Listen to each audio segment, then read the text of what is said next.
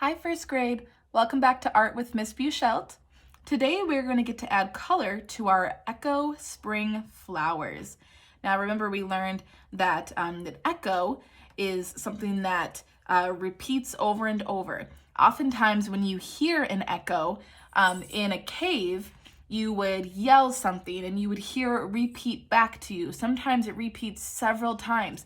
And so we did that using lines. Okay, so we repeated these lines to follow this outline of the flower. And today we're gonna get to add color to that. Now I'm gonna use two different types of colored methods. If you would like to do just one or something totally different than what I'm doing, that is just fine. But the main purpose is to create a pattern in your echo. Okay, so inside of my flower, I'm going to paint with my watercolor paints. Now your flower can look however you would like it to look. But when you get to the background, I'm going to use Crayola markers. But when you get to the background, you need to create a pattern. So I'm going to look at all of my different colored Crayola markers that I have. I'm gonna leave black out of it because I don't really need black. We have those black lines in there, but if you really like black and you want to add that as one of your colors, that is just fine. So here I have my colors, and I think I'm going to do, how about yellow, orange, and blue, kind of like legacy colors plus an extra color. Okay, so those are going to be the pattern colors that I'm going to choose for my background lines. And then inside of my flower, I'm gonna be doing the watercolor paint. So first I want to do my Crayola markers. If you're doing the same thing that I'm doing, using the markers and then the paint, you don't want to have your flower be all wet when you're trying to add Crayola marker into it, because what will happen is the marker will get wet and it just won't work as well anymore. So we always want to start with the dry mediums first. Okay, so I'm going to be creating a pattern. So I have 3 colors, so I need to decide what I want that pattern to look like. I think I'm going to do yellow, orange, blue, kind of go from like lightest to darkest. And what I'm going to do is I'm going to go in and I'm going to put a dot in each line where I know my pattern needs to be. So if I'm starting with yellow, I'm going to put a dot there, then orange, blue, yellow, orange, blue, yellow, orange, blue, yellow, orange, blue, yellow, orange, blue, yellow, orange, blue. Okay, so I don't need any more yellow from that point on. And then I'm going to do my orange that same way. So yellow, orange, blue, yellow, orange, blue, yellow, orange, blue, yellow, orange, blue, yellow, orange, blue, yellow, orange, blue. And finally, my blue. Now this will help you so that you don't lose track of what color you're supposed to do next. Okay, so give yourself a little bit of a help and create those dots to show what color comes next in your pattern. Now, one thing you will remember is that our lines sometimes went off of the page and like back around again. So if you have any that do that, the best way to start is from the inside doing color going out, because then you know what color is going to come next. For example, down in this corner, there's more lines up in this corner than there is down here, but I want it to look like the same pattern. So I know that right next to my flower is my blue, because look, I can connect that line all around my flower. Okay, so blue, then I'm going to work backwards. Orange, yellow, blue, orange, yellow, blue, orange, yellow, blue in that corner. Orange comes next, right after the blue, and then the yellow.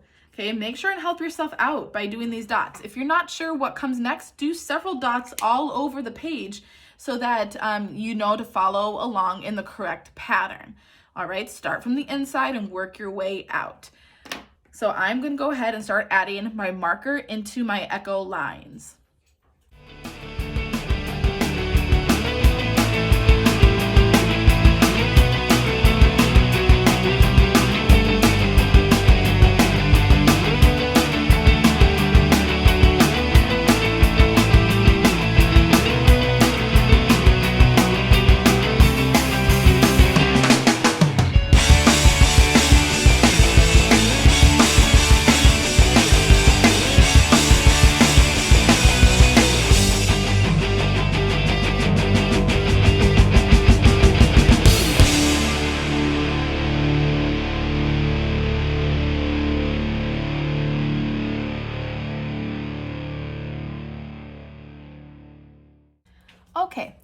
So I finished adding my color pattern, and I realized a couple of things as I was doing that. I started off with the blue. Now, that makes it a little bit harder when I go to add my lighter colors.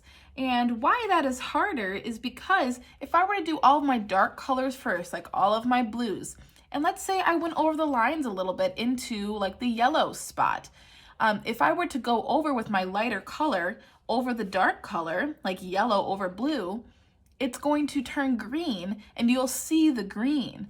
And then your the tip of your light marker will get dirty, and it's really hard to clean those and to make it look yellow again.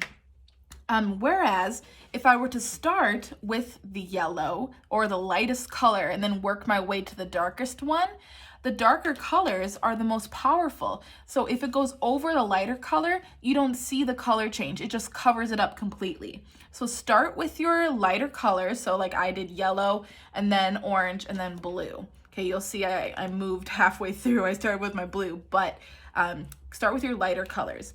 Another thing I realized was the marker was getting on my fingertips and also like kind of on my palm here. Do you see that?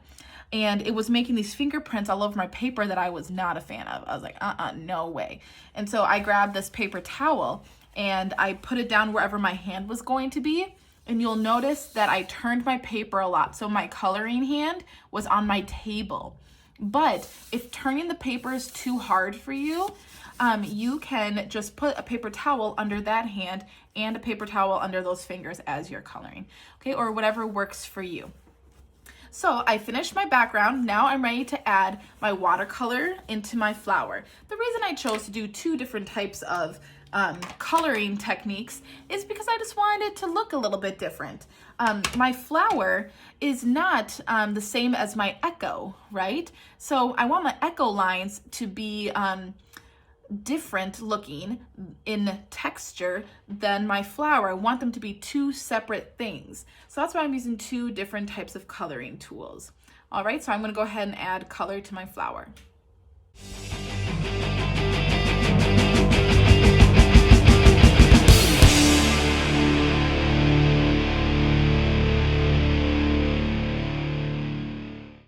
And here I have my finished spring echo flower. You don't have to make yours look just like Miss B's. You can make your flower look however you want it to. But what I did do, if you were wanting to do it like mine, I did my light green first. If you don't have two different types of greens, you can just use more water to make your green lighter. And then I used my blue green or my dark green to kind of create these shadows. And you can make that by adding blue and green together.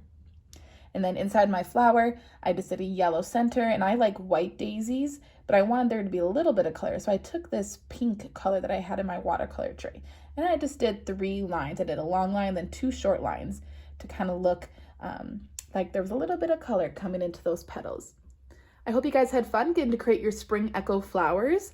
And remember to put a picture onto Seesaw or nicely ask your parents to send me an email so I can see how yours turned out. Have a good rest of your week, first grade.